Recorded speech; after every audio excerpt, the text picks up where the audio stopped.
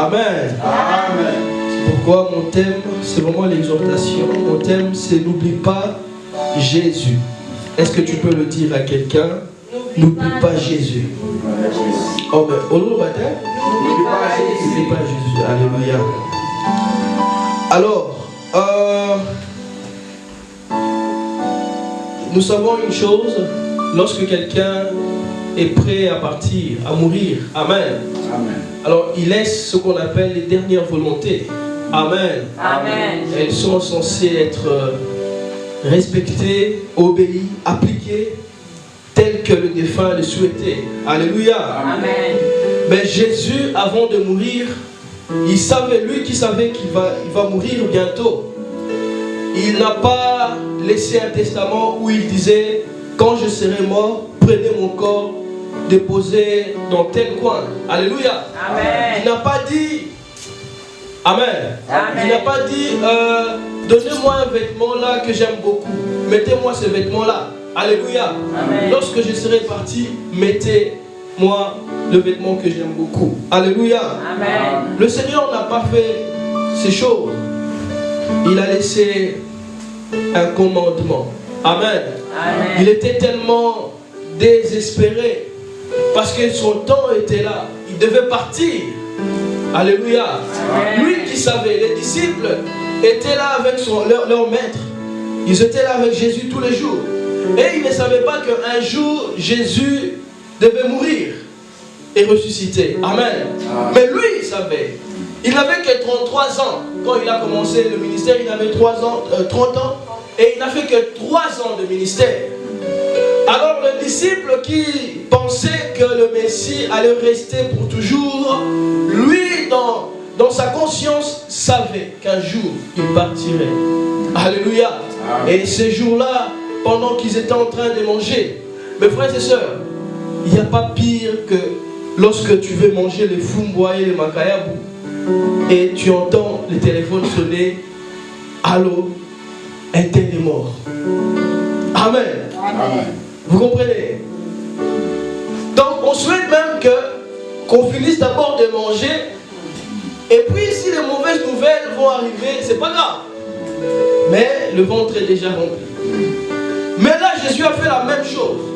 Pendant qu'ils étaient en train de souper, ils étaient en train de manger. Parce que la Pâque pour les Juifs est une fête respectée. Alléluia. Amen. Ils étaient en train de fêter, de manger. Peut-être qu'ils papotaient, ils parlaient entre eux. Et Jésus a cassé l'ambiance. Lui commençait à dire des paroles mélancoliques. Alléluia. Amen. Amen. Et je crois que les disciples disaient entre eux, mais ce type il exagère quand même. Hein? Quand on doit manger, lui il nous dit des choses comme ça, il nous brise les cœurs. Suivez-moi très bien mes frères et sœurs. Et Jésus, il va faire quelque chose. Il ne va pas dire à ses disciples seulement que je vais bientôt mourir. Et les disciples, certainement, ils attendaient que Jésus donne les instructions. L'argent que un tel garde, prenez une partie, donnez à un tel, prenez ça, faites ceci, cela. Alléluia. Amen. Et lui n'a pas fait ça. On va lire Luc chapitre 22 à partir de verset 17. Luc 22, 17 jusqu'à 20. Papa, si vous pouvez nous aider rapidement. Amen. Alléluia. Amen. Je ne vais pas prêcher sur la bénédiction, excusez-moi. Amen. Amen. Et c'est très important de prêcher sur la Sainte Seine. Vous allez comprendre pourquoi. Luc chapitre 22, Ah ouais. à partir du verset 20. Est-ce qu'on peut prendre nos Bibles, s'il vous plaît? Comme ça, on va suivre tous ensemble. Luc 22, 17. Lisons au nom de Jésus. Amen. Car je vous le dis. Donc, au verset 17. Et ayant pris une coupe et rendu grâce, il dit, prenez cette coupe et distribuez-la entre vous. Car je vous le dis, je ne boirai plus désormais du fruit de la vigne jusqu'à ce que le royaume de Dieu soit venu. Ensuite, il prit le pain et après avoir rendu grâce, il le rompit et le leur donna en disant, Ceci est mon corps qui est donné pour vous.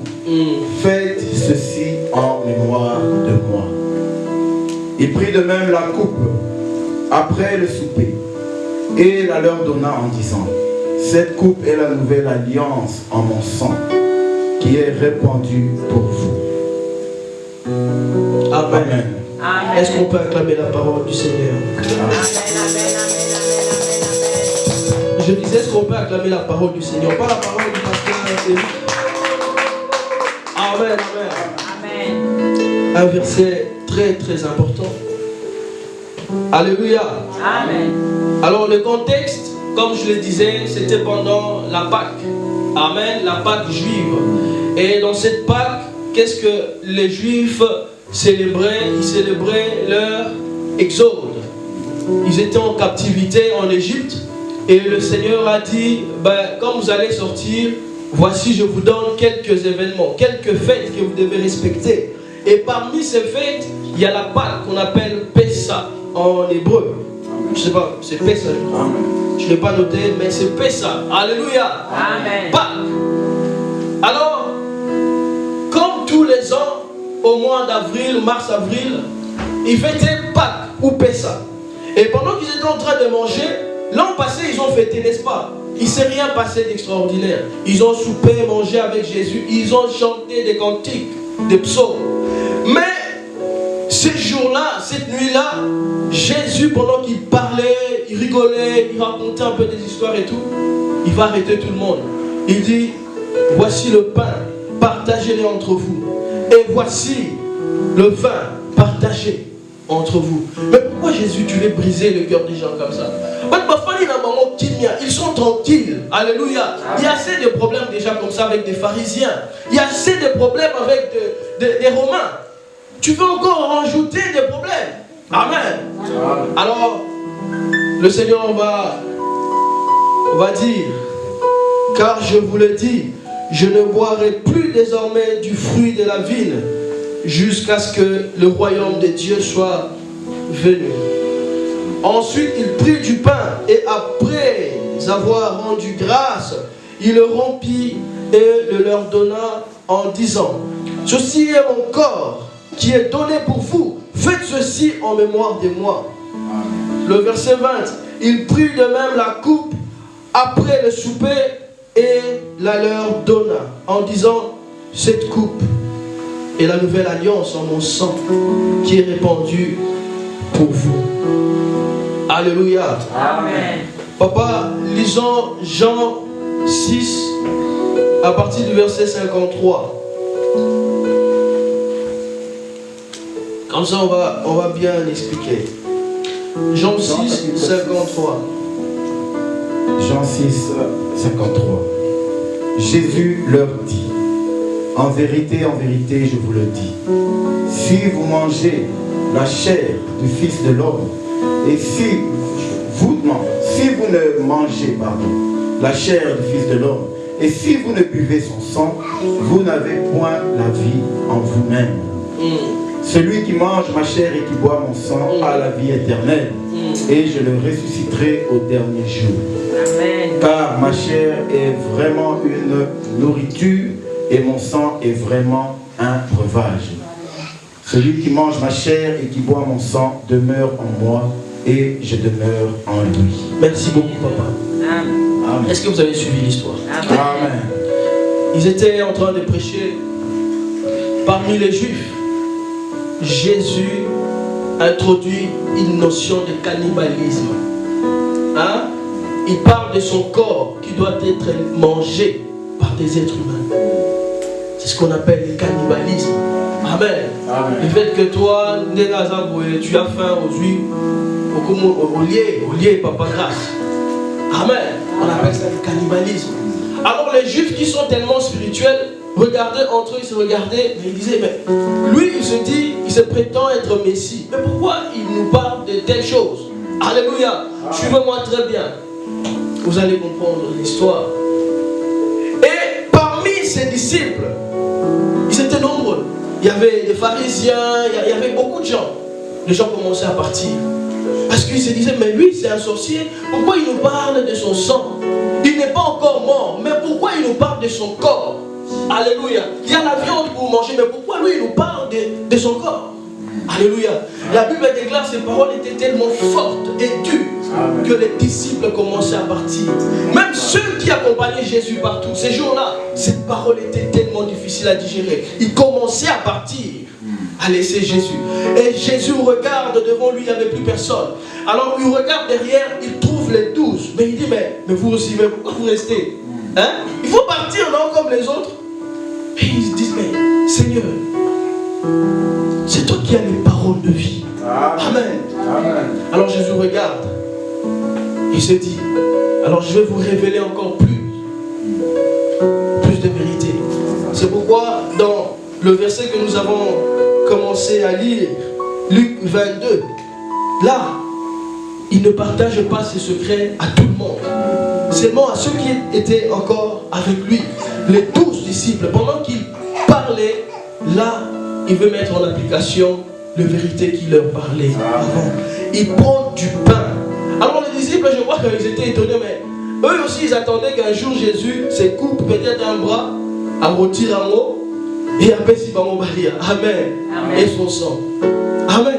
Mais ce jour-là, Jésus n'a pas pris sa chair. Il prend du pain. Et le pain sans le vin. Le levain, comment on appelle ça? Levure, hein? Quand tu fais du pain, tu mets les levains. Amen. Tu ne rajoutes pas le sucre. Tu ne rajoutes pas du sel. Tu ne rajoutes pas l'huile. Seulement la farine et l'eau. Alors, la farine, ou ce qu'on appelle blé. Amen. En hébreu ou en araméen, on appelle ça bar. Amen. Papa, il va se retrouver. Amen. Amen. On appelle ça comment? Bar. Est-ce que quelqu'un peut dire bar? Bar. Oh, mais on le va est-ce que tu peux encore le dire? Bar. Bar. Le blé en hébreu, c'est bar. Alors, qu'est-ce que signifie bar? Est-ce que quelqu'un connaît Bartimée? Amen. Est-ce que quelqu'un connaît Bartimée ici, le chrétien? Amen. Non, je ne demande pas qu'on dise Amen. Est-ce que quelqu'un connaît Bartimée? Oui. Oui, c'est qui Bartimée? Fils de David. Fils de David? Et de Timée. Fils de Timée. Il était qui cet homme? Hein? Bartimée. Amen. Amen. Non, papa, ne donne pas la réponse. C'est qui Bartimée? Il était qui? Il était quoi? Il vivait où? Amen. Ah, merci maman. Est-ce qu'on peut acclamer pour maman? Bar signifie fils. Bartimée, c'est fils de Timée. Alléluia. Lorsqu'on parle de bar, c'est fils. Alors le blé ici, quand il disait, regardez maintenant, Jean 6. Peut-être nous allons comprendre.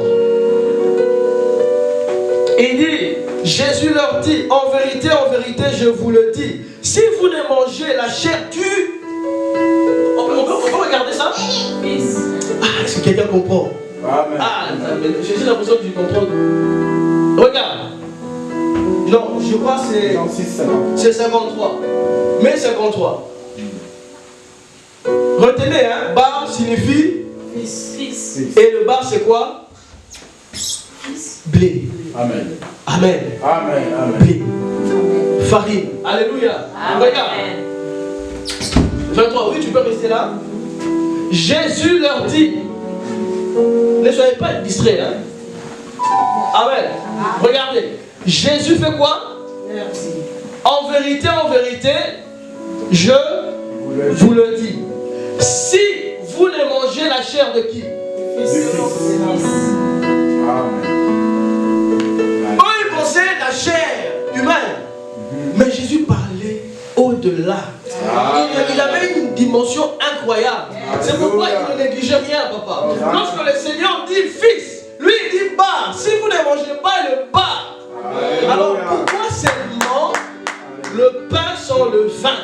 Pourquoi ne pas rajouter, je ne sais pas, d'autres choses? Parce que le vin, selon la Bible, c'est le péché. Alléluia. Mais nous savons Jésus est sans Péché. Alléluia. Le Seigneur Jésus-Christ, si nous sommes sauvés par lui, pourquoi on n'est pas sauvé par Mohamed? Parce que l'islam dit que Mohamed était un pécheur. Amen. Pourquoi pas par Moïse? Parce que Moïse avait ses limites. Lorsque le Seigneur disait tu vas frapper une fois, lui parce qu'il était tourmenté par les enfants d'Israël, il désobéissait. Qu'est-ce qu'il faisait? Il frappait 2 fois. Amen. Amen. Le grand prophète Moïse. Et pourquoi pas Abraham, le père de la foi? Parce que quand il est parti en Égypte, là-bas il va présenter sa femme Sarah comme sa soeur. Il va mentir. Mais Dieu ne ment pas. C'est pourquoi il faut utiliser les parts, le fils, le pain sans le vin, le pain sans le péché. Et quand il dit si vous ne mangez pas la chair du fils, le Seigneur est en train de parler de quoi? De lui-même. Le Fils de Dieu. Est-ce que quelqu'un peut dire Fils de Dieu? Le bar. Le Fils. Si tu ne manges pas le bar, et que tu manges autre chose, alors tu ne fais rien. Il faudrait manger le bar qui est le Fils de l'homme. Et le bar, comme je l'ai encore dit, c'est le pain sans le vin. Amen. Alléluia. Amen. Et ce jour-là, je crois qu'il ne comprenait toujours pas. Quand il a pris le pain sans le vin, il va déchirer, couper ça, il va séparer, il va donner aux disciples, il dit mangez. Et il va rajouter maintenant parce qu'il doit donner une explication. Les autres, parce qu'ils ne comprenaient pas, ils sont partis. Comme aujourd'hui les chrétiens, quand tu ne comprends pas ton pasteur, tu es fâché. Au lieu de venir peut-être dire une chose, quand tu ne comprends pas ton ami, ton frère, ta soeur, tu es fâché. Alléluia. Amen. Mais il y a une explication. Et maintenant, les autres, ces histoires-là où les incompréhensions, c'est depuis longtemps. Jésus n'était pas compris. Les hommes qui étaient devant lui ne comprenaient pas la nature de cet homme. Quand il parle de la chair, il n'est pas sorcier. C'est un savant. C'est le saint des saints. C'est l'omniscient. Quelqu'un qui connaît tout. Amen. Il suffisait seulement de poser à cet homme la bonne question. Mais c'est quoi la chair? Puisque tu nous parles de ta chair. Mais toi tu es encore vivant. Alors expliquez-nous c'est quoi la chair. Eux ils sont partis parce qu'ils sont fâchés. Ils n'ont pas compris l'enseignement. Papa. Mais les disciples, que Dieu bénisse ces hommes. Alléluia. On ne va pas prier Saint-Pierre comme les autres. Mais ils sont bénis parce qu'ils ont compris.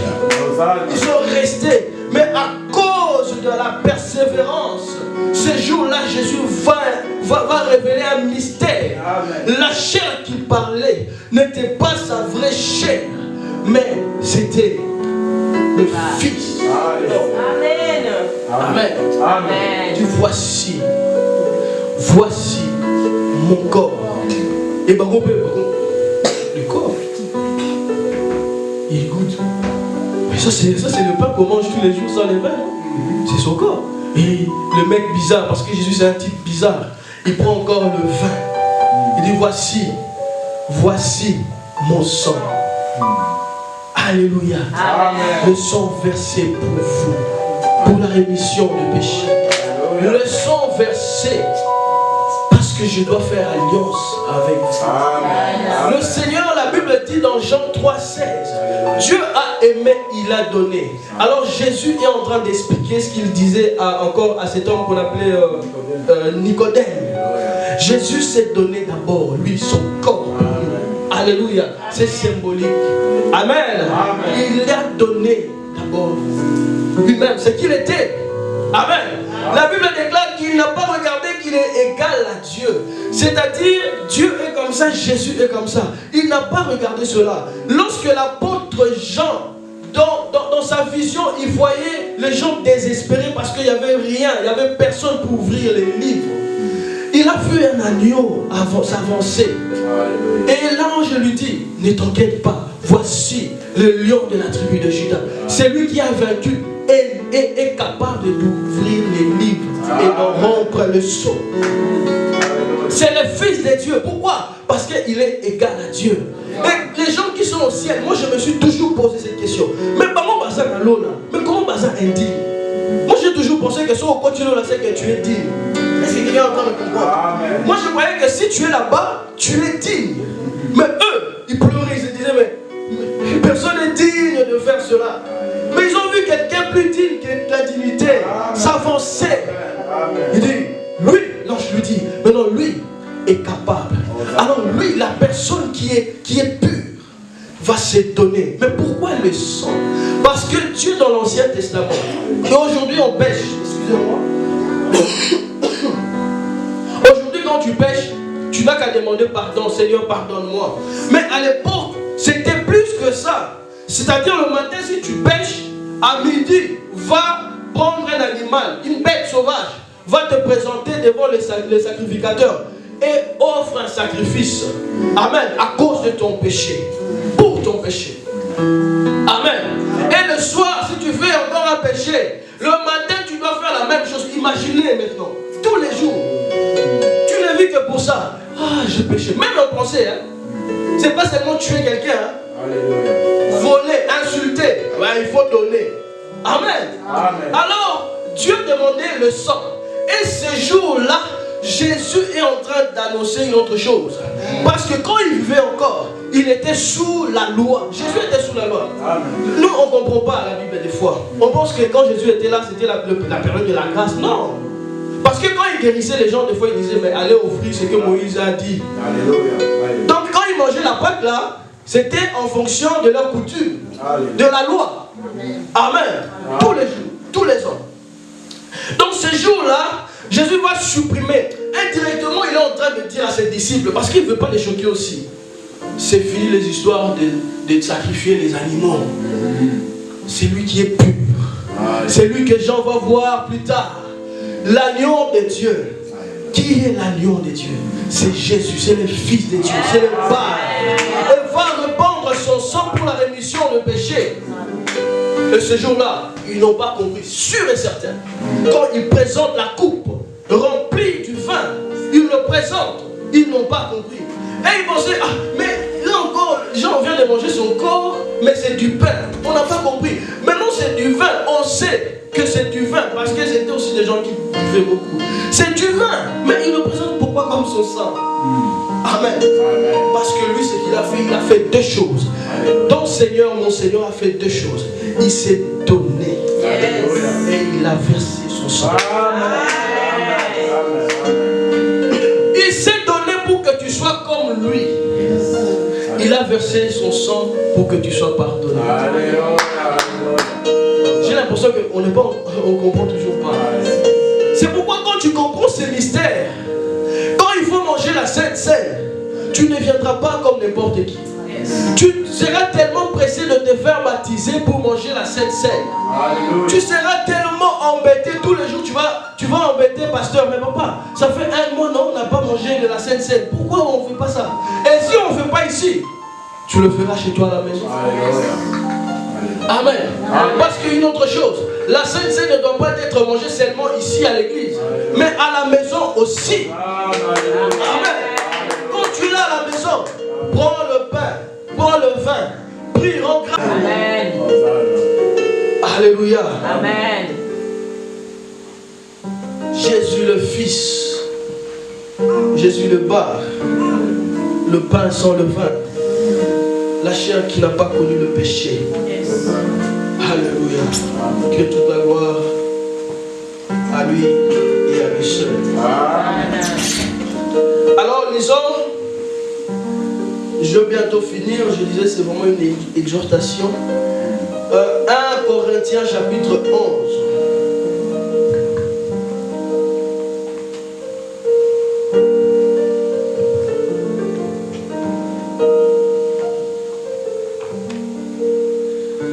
Je crois que je vais retrouver ça. Oui, c'est 1 Corinthiens 11. Et on va commencer à partir du verset 21. Regardez maintenant. 1 Corinthiens chapitre 11. Écoutez vraiment s'il vous plaît. Lisons à partir du verset 21. Car quand on se met à table, chacun commence par prendre son propre repas. Papa, pardon. Je vais expliquer. Amen. Parce qu'on ne va pas tout lire. Excusez-moi. Ici c'est l'apôtre Paul. Il écrit une lettre aux Corinthiens. On dit Corinthe? Au Corinthe? Au Corinthe. Alors, qu'est-ce qu'il va dire? Parce qu'il a tellement de rapports. Hein, les gens viennent lui dire, mais dans cette église là-bas, quand il faut manger la Sainte Seine, les gens ramènent la semoule. Oh! La semoule, les mipandi, les foufous et les fumbois, les madesu, les makayabo et les samoussa, les kwanga. Eux, ils viennent maintenant. Chacun prend son coin, sa partie, peut-être avec sa famille ou tout seul. Est-ce qu'on est en train de suivre? Donc l'apôtre Paul, il était quelque part. Et il entend dire que là-bas, dans l'église, là-bas, c'est fini, c'est gâté cette histoire. La Sainte Seine n'est plus le corps de Jésus, mais c'est vraiment la vraie viande. Amen. C'est vraiment quand on dit là-bas, c'est la Sainte Seine, l'apôtre Paul. Mais c'est vraiment un vrai goulou, vraiment. Ce n'est plus la Sainte Seine, ce n'est plus symbolique. C'est vraiment, les gens mangent vraiment.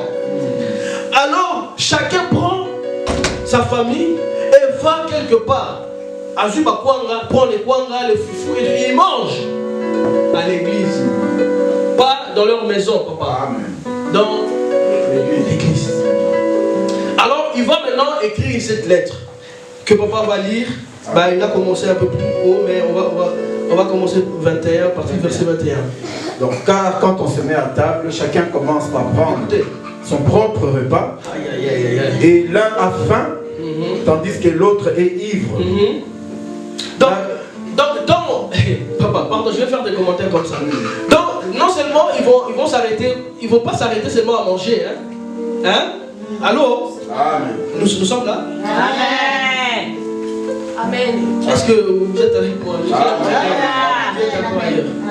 Je vais m'arrêter bientôt. J'ai fait seulement 10 minutes. Donc, je vais faire peut-être 25 minutes et puis on arrête. Amen. Mais suivez-moi parce que c'est très important. On ne va pas manger la Sainte Seine aujourd'hui si on ne comprend pas c'est quoi la Sainte Seine. Alors, il y a des malheureux quelque part, puisque eux ils mangent leur fou, ouais, foufou, mais il y a certaines personnes, ils n'ont rien à manger. Là-bas, ils vont dire, pendant que les autres mangent bien. Et ça ne s'arrête pas là. Ce qui est le sang que Jésus a présenté, hein, on a dit ici, hein, Jésus a présenté la coupe avec un peu de vin. Eux, ils ramènent des tonneaux de vin. Une personne avec tonneau naïe. Papa, il ne sait plus quand il parle, tu ne sais plus s'il dit. Est-ce que vous comprenez? Maintenant, tellement qu'il est ivre, quand il dit, donc il parle, donc il a mangé et il a bu vraiment le sang de Jésus. Et il est ivre. Amen. Ce n'est pas une métaphore, c'est la vérité. Donc, c'est-à-dire qu'il est ivre. Il a bu le sang de Jésus. Quand on leur disait, mais pourquoi vous faites ceci? Mais c'est le pain qu'on doit manger et le vin qu'on doit boire, non? Mais le vin là, c'est des carafes, c'est des tonneaux. C'est ce que l'apôtre Paul est en train de dire ici. Amen. Vous pouvez continuer. Donc, quand on se met à table, chacun commence par prendre son propre repas. L'un a faim, tandis que l'autre est ivre. Verset 22. N'avez-vous pas de maison pour y manger et boire? Ou méprisez-vous l'église de Dieu? Et faites-vous honte à ceux qui n'ont rien? Que vous dirai-je? Vous louerai-je? En cela, je ne vous loue pas. Car j'ai reçu du Seigneur ce que je vous ai enseigné. Amen. Maintenant, papa, vous allez continuer. Amen. Maintenant, il va dire car. Pourquoi car? Parce que quand Jésus était mort, Pierre, disons, l'apôtre qui parle ici, Paul n'était pas présent. Amen. Hein? On est là. Lui n'était pas présent. Amen. Donc, c'est Jésus, c'est par Jésus lui-même qu'il a appris ces choses. C'est par révélation qu'il a appris ces choses. C'est pourquoi il va dire car, papa, vous pouvez continuer. Car j'ai reçu du Seigneur ce que je vous ai enseigné. C'est que le Seigneur Jésus, dans la nuit où il fut livré, prit le pain et après avoir rendu grâce, le rompit et dit, ceci est mon corps qui est rompu pour vous, faites ceci en mémoire de moi. De même, après avoir soupé, il prit la coupe et dit, cette coupe est la nouvelle alliance en mon sang. Faites ceci en mémoire de moi toutes les fois que vous en boirez.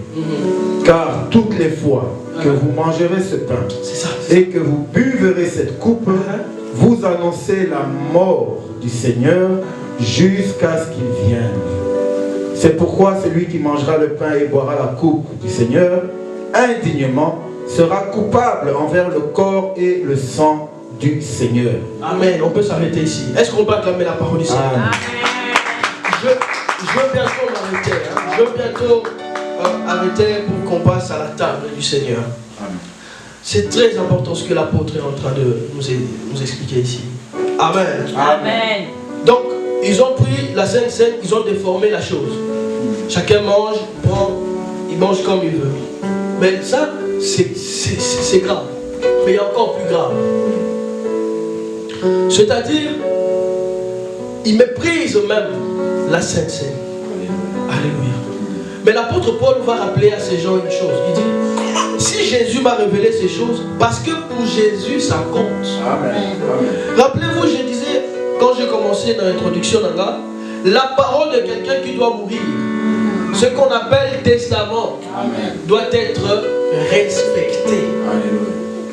Donc Jésus là-bas au ciel, il sent que sa parole n'est pas respectée.